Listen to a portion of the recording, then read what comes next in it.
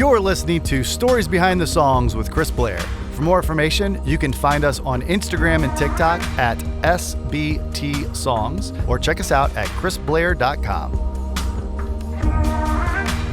What's up, everybody? This is Chris Blair, and we've got UK artist Twinnie with us this week on the podcast. Twinnie is from England and made the move to Nashville just last year to pursue a career in country music. She comes from a long background of performing, from growing up on stages in musicals, theaters, to acting in movies and backup dancing for iconic artists like Pharell Williams and Robin Thicke. Twinnie is going to dive into how she started her career in Nashville, making connections wherever she could, how Jamey Johnson was one of those connections, and takes us into the stories behind her song, The Way I Loved You, her EP Just Like Earle, based off of Goodbye Earle by the Chicks, and her most recent release, Take a Break. We talk about the importance of relationships and how they have formed into who she is today. Twinnie was also just named 2024 Next Woman of Country. She takes us into the moment when she found out about that, how she thought she was being asked to just play a show, but was pleasantly surprised that it would be much more than that.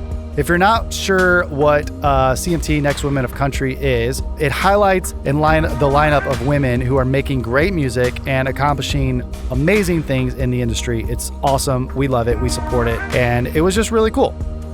They highlight women across all of the CMT screens and provide them with several opportunities throughout the year. You're going to hear all about that story, so take a listen. Apart from touring and writing, Twinnie has started her own nonprofit called I Know a Woman, and she's going to dive in to share a little bit about what all of that was about and how she's given back. It's really cool. Make sure to stream Twinnie wherever you find your music and give us a follow if you enjoyed this episode. We want to know all of your feedback, so if there's stories, questions, any artists that you'd like to see on the podcast, anything, let us know. Shoot us a DM on Instagram or TikTok at SBT Songs, and we will do our best to incorporate your suggestions. We also, as always, want to give a shout out to our sponsors, Sennheiser, Imperfect Esthetician, and All Clear In-Ears. If you're looking for a great set of in-ear monitors, make sure to take advantage of our code SBT Songs. You get 10% off at checkout. Let's get to it. Here is this week's episode with Twinnie. All right, what's up, everybody? We are back with another episode, and today I'm with Twinnie. How you doing? I'm doing good. Thanks for being here. Thanks for having me. Getting up early, especially after staying up late last night and writing a great song. Yeah, that tends to happen. I'm burning the candle at both ends at the minute. It's going to catch up with me eventually. Yeah. But I was just saying, I was like, you boys are so lucky because you could just like get up. And I was like, I did look in the mirror this morning. I was like, so this is what I'm working with. I was just like hair all over. I was like, oh gosh. You look great. Thank you. I appreciate it. Yeah. Appreciate it. I'll take the compliment this morning. Well, let's go back to the beginning. You're from the UK. I am. Talk about England. Like your childhood and what got you into music. So I was like a typical stage kid. Like I've been on stage since I've been 4 years old. I've been doing it a long time professionally. Always, I think like you can just tell if it's in kids. I always say to my mom, I was starved of attention when I was younger, and she was like, "No, you've always been a drama queen." So, I always felt like it started out as poems, like writing. I don't know, I feel like I've lived like 25 lives. Honestly, I've like been a backing singer and backing dancer for people like Robin Thicke and Pharell. I've like done films with like Glenn Close and Christian Slater, done musical theatre. Like my first job was with Brian May. But I always wanted, when I was younger, I always wanted to be a pop star, like, like what a music star, just the little straw. I just loved dancing. I loved like any expression of art, whether that be like writing songs or dancing in the mirror. So I didn't know anybody in the music industry. My childhood was kind of very like divided. So my dad is a Romany traveler. And for anybody that doesn't know what that means, everyone's like, oh, so it's like Peaky Blinders or Snatch. You like dogs? And I'm like, actually, yeah, I know the person that owns that campsite. So it's there was a lot of synergy, I would say, with the way that I got brought up. Yeah. You know, like gypsies love like country music. So I think that's where it started. Also, I'm a truth seeker. I love telling like stories. All my family are great at telling stories. In fact, I'm the worst one. And then my mum was like normal, which we call a gorger in Rumnus, which is gypsy language. So I always like grew up in these two worlds, and was a really good chameleon. I would like, not that I wasn't ever myself, because I feel like I'm really good at being myself, but I learned a lot from like just traveling all over, seeing different cultures, like I just used to see a lot of like how we're so similar but yet so uniquely different. And I think I really do carry that with me in my music. So I don't know, I've got such an eclectic taste of music that I listened to Tupac growing up, Gilbert O'Sullivan, Billy Joel. My first show was Queen, ABBA, Shania Twain, Dolly, Garth Brooks. Like anybody, I would say, like 90s country I wasn't really familiar with. Like anything that was like mainstream here, we didn't really get it in the UK unless you would, and there wasn't Spotify back in 1922. But anybody that was into nationally famous, like I loved Shania. I thought she was like, I mean, she's incredible. Yeah. Dolly, and then like Taylor. I was like Spice Girls as well. But I loved big female powerhouses, listened to Whitney Houston and Celine Dion, and but all the while, like I loved stories. Like I think that's what attracted me to. Everyone asked me this question, like, why country music? I was like, I think country music picked me. Like, you know, I think like I was always writing in that kind of storytelling way. John Green, who wrote What If I Never Get Over You, he was the first person to take me to Nashville. I'd been writing, one of my first sessions was with Ben Earle, who I don't know whether you know, but they're a country band called The Shires in the UK. And that was like part of my like music journey very early on. I didn't know anybody. And I actually got to meet like a manager through a musical theatre show that I was doing. And it was a very new concept for me, like writing with somebody else. Like I met different people, came to Nashville, absolutely loved it, made my soul happy. And then shortly after I got signed, and then released my first album called Hollywood Gypsy in the pandemic. Great start to a career. That was like a massive like learning curve of just being in a label system and how everything works, because it's called music business, and I think artists are not necessarily built like that. We don't do this. If you ask any artist, like, hey, if you never get paid again, would you still do music? Everyone would say yes. It's not about that. Even when you look in the pandemic, it was like art that saved. You have to do it. Yeah. I don't think it's a choice. So then I moved to Nashville this year after a really bad breakup. And I was like a sad girl for a long time. And I wanted to come to a place that if every time I flew into Nashville, I just felt like this like calmness and peace. I was like, I feel like I'm meant to be here. And I don't know why. But it is like really important to me. I mean, you mentioned like, you didn't mention yet, but I will mention it. The Grand Ole Opry, we mentioned it before, but I think the cameras were rolling. But that for me was such a benchmark, because I was thinking of like the way that I grew up, it wasn't like you knew to go to London and that's where you could get a record deal. I didn't know anybody. So I've had to figure this out all myself. But I feel like in Nashville, you know, in the States, everyone goes, I know to come to Nashville for country music. Do you know what I mean?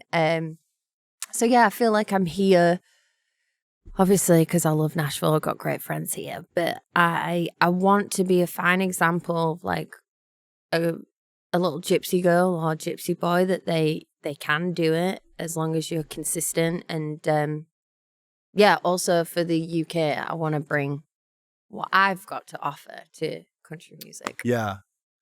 When did you decide to make that move? Like you grew up, like you kind of mentioned, like you did a lot of theater, and then you had all of these music influences around you.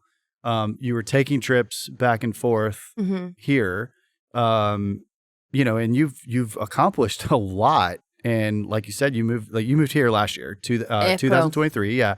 So I mean, like it's crazy, and I'm going to dive into some of that. But like, when did that light bulb go off for you? Of like, okay, I'm packing my bag. I'm doing it. I'm moving. Well, the honest answer is like I'd recently been dropped, and then two months later, my boyfriend my partner that I'd been seeing for like 10 years on and off. We had like 3 rocky moments. Emailed me while I was on tour. And blocked me on everything, told me it was over, and never spoke to me again. Wow. And I was actually on tour with Carter Faith, Robin Ottolini, and Kaylee. They're all amazing. Yeah. And I remember, I am such a person that if something happens, I'm like, doesn't matter, carry on, I'll get through it, and then it'll hit me afterwards. But thank God for them girls, because I walked out on that stage and I just was crying the whole time. I had to tell the audience, I was like, hey, just so you know, this has happened. And then I think the next show I played a song that I wrote that evening called The Way I Loved You. And I don't know, I think like music for me, it's always been like a safe place. And trauma is a really funny thing. It's like, I think I just completely blacked out from October to February. I knew I needed to do something. And it just felt like everybody had left. Like, oh, great, my label doesn't believe in me anymore. And that, you know, like it's music business. I released my album in the pandemic. Like there was loads of different factors that added and then he left. And the one great thing I would say about hitting rock bottom is like the only way is up. And I was like, I need to travel. I need to go to Nashville. I need to keep busy. How can I keep busy? Well, I need to write every day. So, I made the decision to move in April. And since then, I guess I've got so much to prove to myself and to the rest of the world that like I'm worthy to be here and I'm going to do it. Like underestimate me. That'll be fun. You know, it kind of almost fires me up. So, and we hear them stories all the time of like, even the biggest artists that you've seen today, like they got dropped and then they go and like, I just love making my own decisions of like what music I can put out and it should feel right for me. Like not anybody else. I feel like the problem nowadays is people see music, they don't listen, like because your success is dependent on like how many millions of streams that you've got. And I'm like, the beauty of music is like, you know, you could listen to my record. You might not ever tell me how it made you feel, but it'll make you feel something either one way. And I could be being played in a living room in Alabama right now or in like Stoke, England, and it could be helping somebody. Yeah. And I just feel like if I need to write it, like that song that I wrote last night, if I need to write it, it's more than likely somebody, it just needs to be heard. And I think, you know, like when it comes to genre, I'm like, I don't really believe in that. Like everything's playlist. It's like, it's good or bad music. And it's just an achievement if you release it. I mean, there's this big controversy about Beyonce joining like country music. I was like, I only see that as a great thing because she's bringing her audience that might not necessarily think that they enjoy that genre because it's all perception, you know. And then like it broadens it and it's so diverse. That's why I love it so much. I feel like I have the capability, you know, not permission because I'm myself, but I feel like I can be myself in this space. And I'm like, you've already got Miranda, you've already got Shania, you don't need another one. I'm going to do Twinnie the best that I can do. So I'll bring my own flavor and where it lands, it lands. I love that. You started to touch on the song. I think that's a good segue. Let's dive into the story behind The Way I Loved You. Oh, gosh. So I was a sad girl for a very long time. The Way I Loved You, it's a celebration of the 10 years that I had with that person, but also grieving the life that I had to say goodbye to come to Nashville. Yeah. And I kind of had a viral moment, and I've had so many people say to me, which is like awesome, especially because it's all me. It's all me. It was all on my heart. That it's like one of their favorite records ever. And I actually use my ex's voice in the intro of one of his voicemails, and it's like he just tells me that he loves me, and that's the way that I want to remember that relationship, because I think like you can get very jaded by all the arguments, but the more space that I have away from it, I'm like, there's so much beauty in the past that, you know, some people are meant to be with you forever and some people are not, but everybody's a lesson. And he taught me a lot, and I'm actually really grateful because he taught me so many things about business and how to be independent. And yes, obviously I miss him, but it was, I think him leaving kind of set me free, because that song, Full Circle Moment, I ended up making my debut with The Way I Loved You. Yeah. And I think if anybody's lost anyone, or even if you just don't speak to somebody anymore, it's like we get so nostalgic and sentimental about the past that we hang on to it, but we sometimes can't see what's in front of us. And if you'd have told, and I was bereft, I was so heartbroken. If you know me, you know that I love very hard. I love people. I love my friends. I would do anything for them. So it was it triggered everything. I was like, I'm not enough. I'm not worthy. And like everything that had happened with my music stuff, I was like, why do people keep leaving? What is wrong with me? But yeah, like cut to now, like it's been amazing because I'm able to look back. I'm like, okay, so he did that, so I could do this. And now look at my life, and I wouldn't change that for the world. Yeah. Yeah. So good. Do you want to play a little bit of it? I do, yeah. Okay. Do you want first or?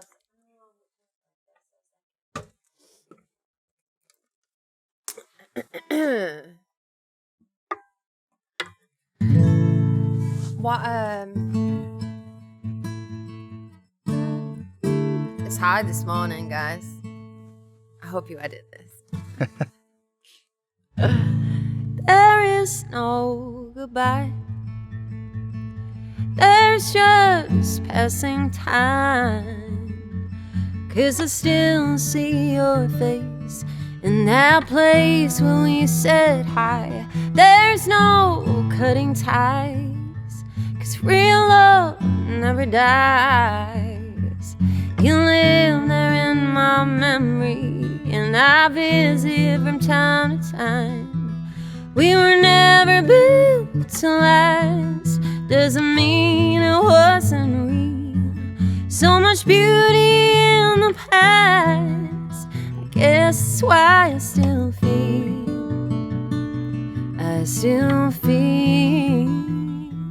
the way I loved you, the way I needed you, the way I looked into your eyes, felt all the stars align, how the mighty do fall, the way you took it all.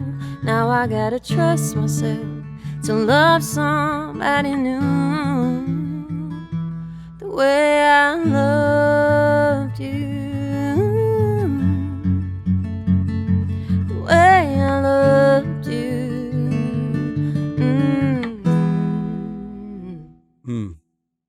So good. Yeah, it kind of gets me.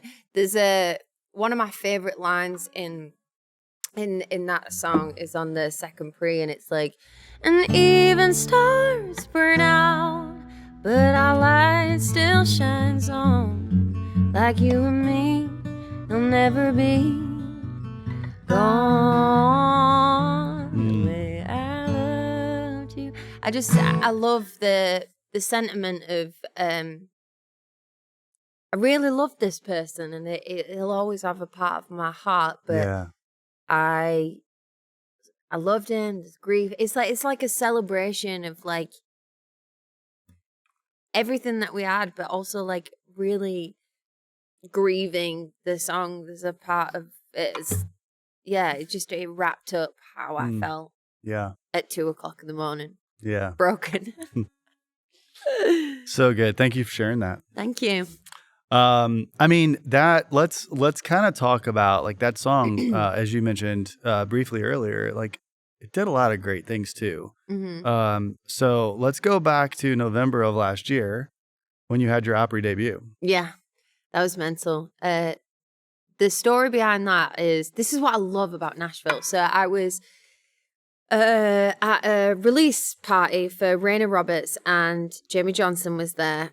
And I will admit, I had no idea who the man was. Like, I knew his music, but he looks a lot different than he did. Yeah. So we were talking, and he's like, he don't really say, I can tell that people are wanting to be around him, but he just stood there in the corner. He was talking to my friend, and I come in, and I'm like complaining about my back. And I was like, oh, my bloody back is killing me. And I think he started laughing at me. I was like, I'm sorry, I've got no personality today. I'm in pain. And we get to talking, and he asked me what I do. And I'm sure I said, I'm a doctor or something like that. And we just started chatting as humans. And then he was like, so what you doing here, really? I was like, I do music. I was like, the doctor thing is way more interesting. But he was like, oh, yeah. I said, yes, like everybody else in this town.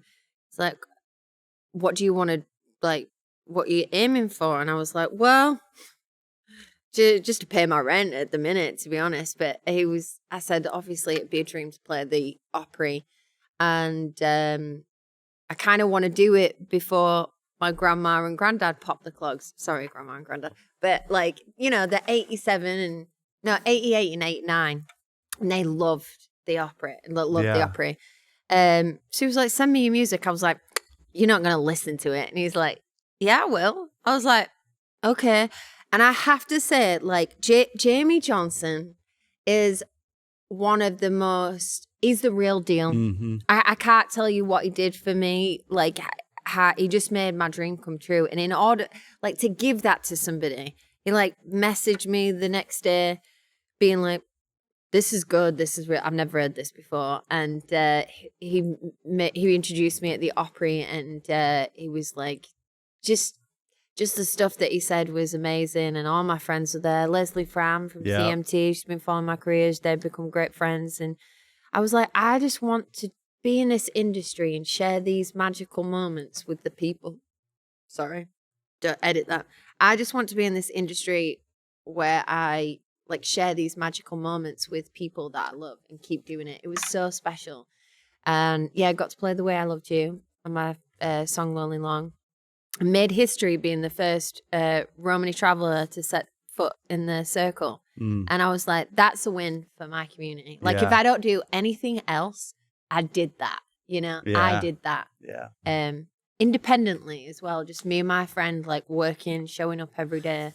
So yeah, it was real cool. So yeah, that EP did a lot for me. It goes through a whole range of emotions. Like, I don't know whether, I'm sure, yeah. I don't know whether you know Goodbye Earle by the Chicks. Yep. I wrote a song called Just Like Earle. Obviously, I was so angry, and the first line is like, I've already planned your funeral with all of your favorite flowers. And everybody loves that. Like, you know, a wide range of like emotions. Yeah. Psycho some days, stable the others. I am to please. Yeah. I love it. This episode is brought to you by All Clear Audio. All Clear Audio is a custom and universal in-ear monitor company based in Minneapolis, Minnesota, with a storefront right here in Nashville, Tennessee, where we film the Stories Behind the Songs podcast. All Clear strives to not only be the leading provider of high-quality custom and universal fit in-ear monitors, but also leads the way in customer service and care. With custom starting at dual driver all the way to 13 drivers, there's something for everyone. Head over to allclair.com, that's ALCLAIR.com, and use our code SBTSongs to receive 10% off. Thank you for the sponsorship. We love you guys at Eau Claire, and we hope that everyone out there listening takes advantage of this and enjoys them as well.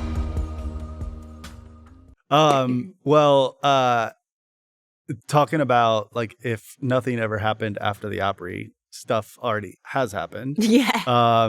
And Leslie Fram, great Leslie friend, Fram, and what a legend. Yes. So you have been named 2024 Next Women of Country, which is like every year that Leslie helps put this class together. Like it truly, like you talked about, like Carter on the road with Carter, and like, you know, the women that are in this group is like they are truly the next women of country, and it's such a great honor.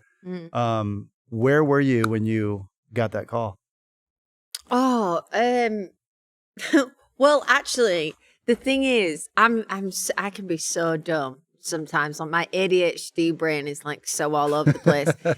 She called me and she was like, "I want to tell you that." So I was talking to them because I had this video, Lonely Long, for my lead single. And I really wanted to, like, I was like, I want them to premiere it. And they were like, it's going to go on the Billboard. I was like, that's amazing. I'm so excited. And then she phoned me back and she was like, and you're going to be the next Women of Country, the class of 2024. And I was like, oh my God, thank you. I thought it was like, you know, the thing that they put on at the, I thought it was just a show. I didn't realize. And then I got off the phone and I was like, does she mean like the next Women of Country? Is that what she's talking? And then I was so embarrassed. I was like, I can't ring her back and ask her just to like double check, because if I do that, if she says no, it's just that show. You know, they do them shows every like 3 months and like and I was just like, okay. And then we got confirmation email. I was like, whew. Yeah. But she is unlike any other person that I've met in this industry. She is a pioneer for women. Yeah. Like, I have a different perspective when it comes to like radio. Obviously, I don't think it's the same over there. We've got Radio 1, Radio 2, and it's kind of evenly split. It's not by genre, just like if a record is great, then it gets played. But country radio, that's been a very like learning curve for me. And she puts women in these positions where they can get more exposure and just supports them profusely, supports them. And it's just, there's very few people like that. What she's done for people's careers is amazing. I don't know if she has the energy she's just like a bundle of joy. I love her and Lanny to death. Like they just feel like second like parents here, and just good people, good hearts, and wants to help people. And yeah, she's constantly fighting for like more women on the radio, you know.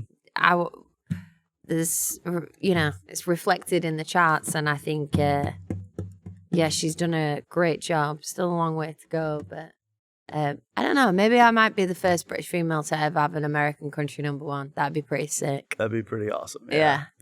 Guys, come on, follow me, support me. Yeah, it's a great honor. We're excited to watch how, you know, all of that just unfolds this year, and it's gonna be really, really cool. The pressure. Yeah. What do you want to see? What do you want to see me on next? Oh gosh. What would you want? What would be the next thing? Let's see. After Next Women of Country, let's see. Well, I mean, you know, you could just go straight to the ACMs. I mean, we could just make a leap, right? Yeah, like, I mean, you know, that would be good. We could do that. Like, I might need a hit single first. Well, that's why you're at the ACMs, because you've got that hit single. Fine. Yeah. Fine. Cool. Will this still go viral? You go out on the road with Next Women of Country. Your song goes amazing. It becomes a #1, and you know, a year from now, you're on the ACMs accepting your award. Well, from your mouth to God's ears, let's happen. Let's go. Speaking of, let's dive into your last single. Take a Break. Oh, I love Take a Break. So take this is the one that's going to go number one, right? Like we'll just call it. Right? It's going platinum, obviously. Exactly. Which we just ordered the stuff for the number one party. Jamey's going to be there to give it to you. Great. Yeah. Awesome. What's amazing about that song is I met Max Boyle in a writing session, and he walks in with his little bandana, and I'm a really good energy person. I feel people out. And I could tell like he was a bit of a sad girl like me. Like could tell something was going on. He'd just recently gone through a breakup, and I was kind of going through obviously a similar thing, but we were at very different stages. I was past that like anxiety ridden, like want to be sick all the time. And he was like, I just wish I could take a break from like this, like from a second I can't get any peace. And I was like, ooh, that's really good. I am listening to you, but that's amazing. And we wrote the song, I would say, within an hour. And then it created like this beautiful friendship where, because he's the opposite sex, I was like, so what does it mean when he doesn't text you back? Like getting all that like stuff. He was like, he doesn't like you. I was like, great, cool, go. So yeah, we became like kind of best buds, and he does a completely different genre. He does like kind of pop soul. He's got an amazing voice. He was on The Voice, and I was like, I can't think of anybody that I want to do this with. Like nobody's gonna sing it like you. And he wanted to do it as well. I was like, let's just do it. Like it gives me that, I feel weird saying this about my own song. It feels very narcissistic, but it gives me that feeling of like it's just like classic and timeless. So it doesn't really matter what genre it's in, and it's had like a lot of playlists. It's on a lot of playlists for pop and country. And yeah, out of all the songs I've released, everyone's like, I love this song, even strangers that I don't know. So that's been really cool. Videos coming out soon. I'm editing, and then I don't know. It's obviously going platinum. Just stream it, help us. Yeah, that's right. We already called it. Do you want to play a little bit of that one? Yeah, if I can remember it. It's in a different tuning. Hang on.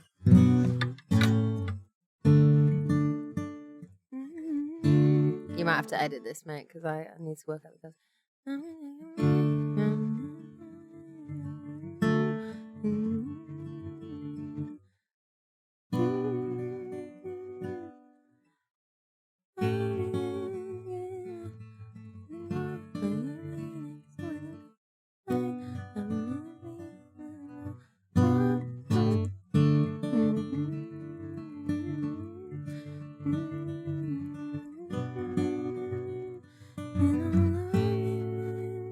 Okay, I got it. Sorry. All right. This is different. Like Max normally plays it. It's in a different tuning, but I've had to figure it out. Am I allowed to do the explicit version? Sure, yeah. Yeah? It's a podcast. Can we take a break from this breakup, slip away and just make up for one night? Then I swear I'll be good when it's goodbye. Hold me in the dark like you mean, and kiss away the pain I've been feeling. My heart is out, it's naked. You don't love me, fucking fake it. Max is gonna kill me for playing it like that. I'm like, that's the wrong tuning. But just trust me, go listen to it. And he's amazing. Like, I love it when our voices come together. Yeah. It's like really cool. Love it. Well, thank you for sharing some stories behind your songs. Thank you. And again, we're really excited to just watch your career. It's literally, I mean, I've been in town over 20 years, and you know, I love that I've been able to see so many friends move to town, and now they literally are accepting ACM awards, you know, and all that. But like when you break it all down to the time that it took, everything that you've accomplished in being in town less than a year is really incredible. Thanks. Thank you. Truly, it's pretty amazing. Well, it's like, it's not just me. It takes a village, and like, it wouldn't have happened without, I mean, obviously, like, people have to believe in the music. But I think, like, you know, I've got some really good friends in this town, and they really look after me, and I value that. And Jamey Johnson, Leslie Fram, like, the artists that take me on tour, I couldn't do that without them. Just like, so I'm very, very, very grateful, and hopefully, touch wood, long may that continue. I just I've got to figure out how I'm going platinum, guys. You know, we need a party, a Twinnie party. It'd be wild.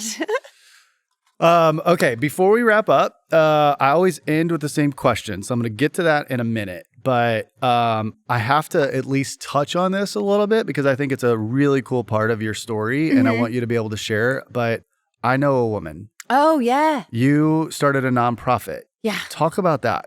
Okay, so in the pandemic, my label released my album, and I felt very isolated. And then I came to Nashville, kind of lived here in the pandemic before I had my visa, just as a tourist, you know.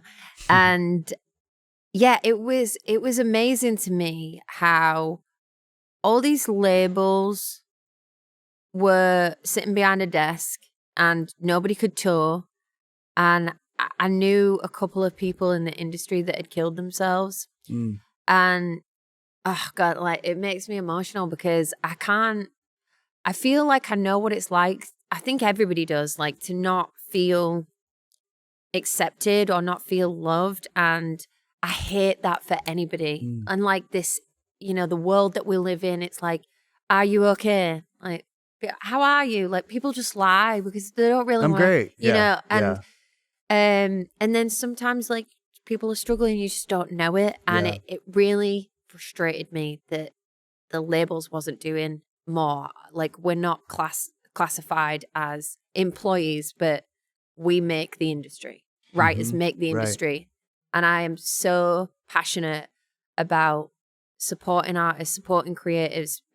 Like, you know, the music side, business side, just have a completely different brain to us. Like what we were talking about earlier, we'd still do it if we didn't get paid. And there's a lot of sacrifice and struggle behind the 3-minute song that people stream. There's so much that goes into it. I mean, even like just the way like Spotify is set up, the amount that we get paid, it's like, that is mental when you think about it, that you pay $9.99 or whatever for the entire music that's ever existed. That's wild. Yeah, if you buy it. Most people don't even buy it. Don't even buy it, but you stream it. Right. And so I came to Nashville, and I have a different mentality. I was looking at the charts on country radio, and I was like, why is there no women?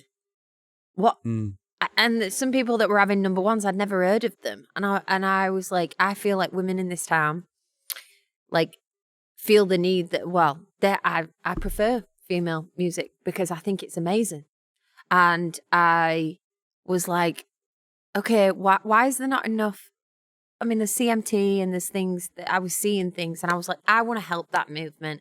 But also I didn't want to exclude men. I wanted to figure out a way that I could bring in like your Morgan Wallens or whatever and introduce them to a female writer because they can't go on the bus, or like do a camp with us and it'd be female writers writing for male artists. So I wanted to like have men's help, but it was all about kind of highlighting women, but also about mental health because I was seeing everybody struggle. So we kind of tried to tackle two things. And the beauty of I Know a Woman is everybody knows a woman, you know?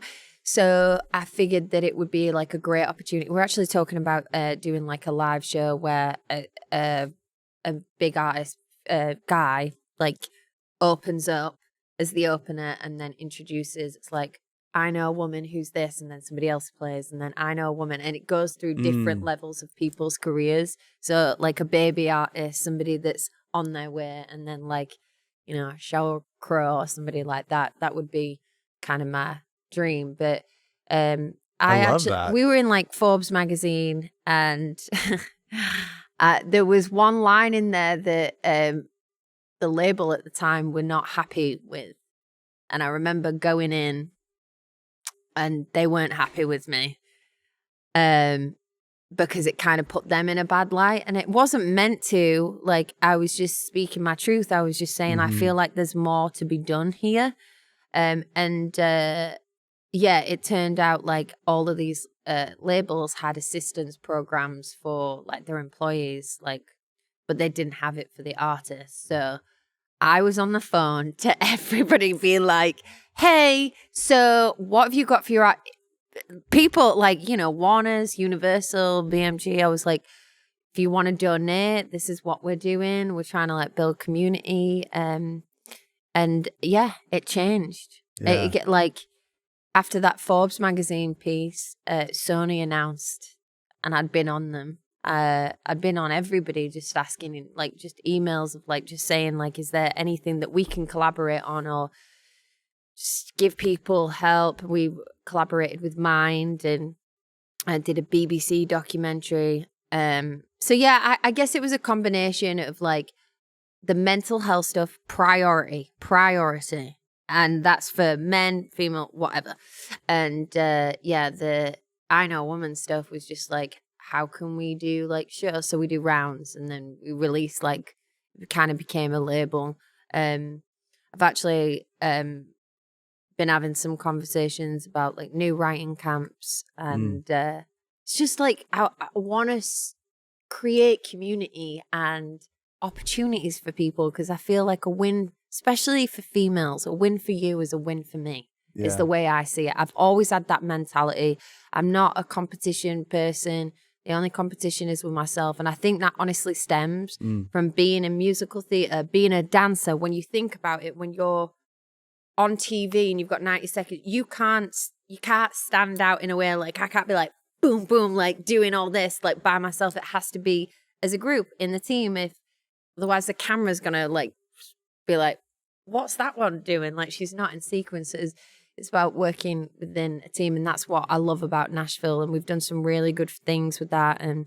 And yeah, we've played like Bonnaroo, which is like really cool. So it's just nice to be able to like give back. And honestly, that kind of feeds my soul.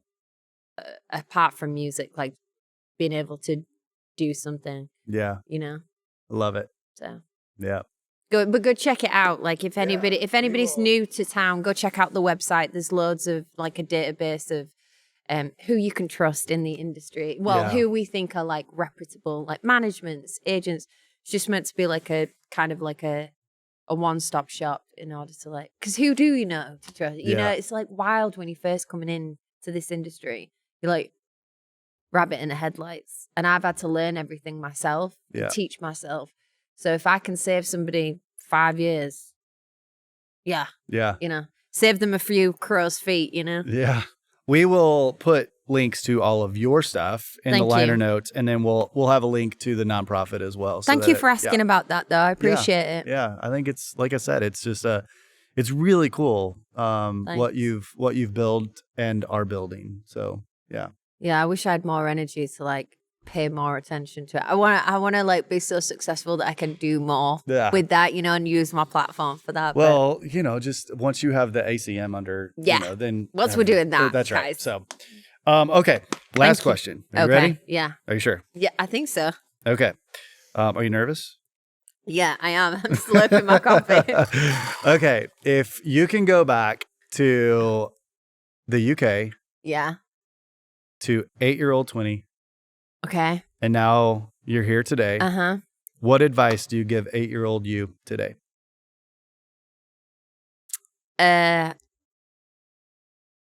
Keep being that feisty, determined little girl because it's going to serve you well. Don't worry about what other people think. In fact, try not to worry at all. My grandma always said worrying's like a rocking chair. It gives you something to do and gets you nowhere. I wish I'd have listened to that more.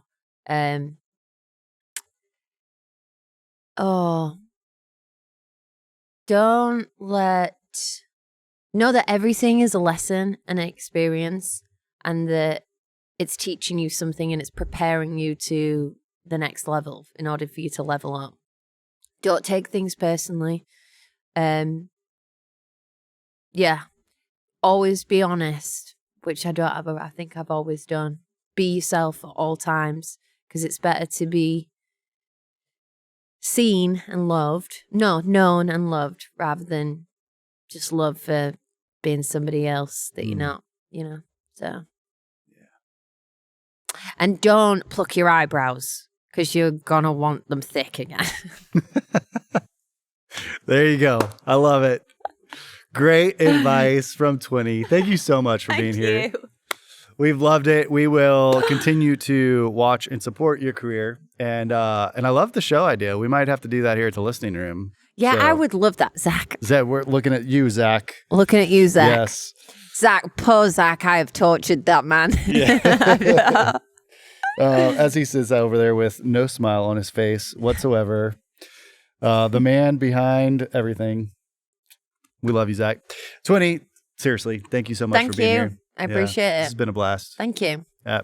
All right, everybody out there listening, thank you so much. Make sure you hit that subscribe button, follow button, all of the things. Share it with your friends. Continue the growth of Stories Behind the Songs. This has been another episode, and you have been listening to Twinnie. We will see you next time. Thank you for listening to another episode of Stories Behind the Songs with Chris Blair. Make sure to give us a follow on Spotify if you enjoyed this episode, and make sure you click that notification button so you can keep notified when new episodes come out. We release brand new episodes every Tuesday, and you can find us on YouTube at Stories Behind the Songs with Chris Blair or anywhere you listen to podcasts. Don't forget to send us a comment letting us know what you thought of the episodes. We love getting your feedback, and share this with your friends. The more we grow, the more that we can keep doing this. It's our mission to bring you all of these great stories behind the songs from some of Nashville's most iconic artists and songwriters, publishers, producers, everyone in between, and a lot of my great friends. We love what we do, and we love sharing their stories with you. We appreciate all of the continued support. Thanks also to all of our sponsors, and we will see you all next week.